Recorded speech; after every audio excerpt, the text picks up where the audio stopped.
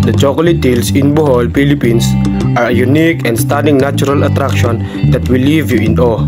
These hills, which number around 1,200, are cone-shaped and covered in green grass that turns chocolate brown during the dry season, hence their name. Visiting the Chocolate Hills is a must-do in Bohol.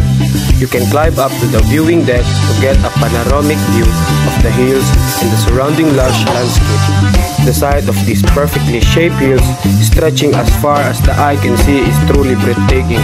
Exploring the Chocolate Hills is like stepping into a fairy tale land. You can take a leisurely stroll around the hills, soak in the beautiful of nature, and capture stunning photos to cherish forever.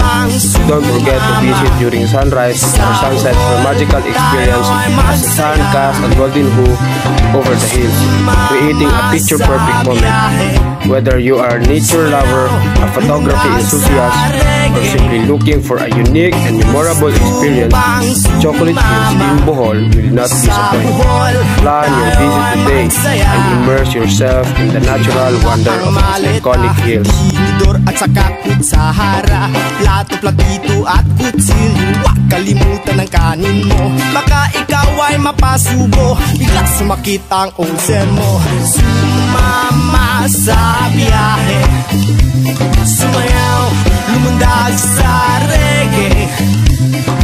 Gusto mo bang sumama sa Bohol?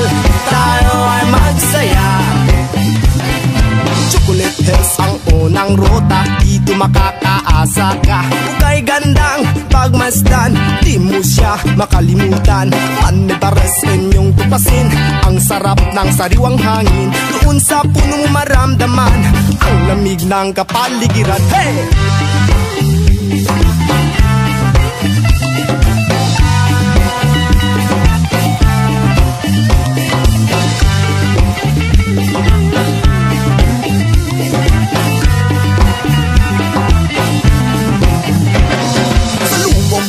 Ay mamangka, ang tarsier din ay makikita. At tayo ay tumalon sabay sa agos ng tubig, ng tubig. Sa Panglao Island ay maligo, at ikaw ay mapapatakbo. Sa puting buhangin, ika'y gigiling. Ang sarap magsining sa balong malalim. Sumama sa biyahe, sumayaw, lumundag sa reggae. Gusto mo bang sumama sa Bohol? Tayo ay magsaya. Sumama sa biyahe, sumayaw, lumundag sa reggae. Gusto mo bang sumama sa Bohol?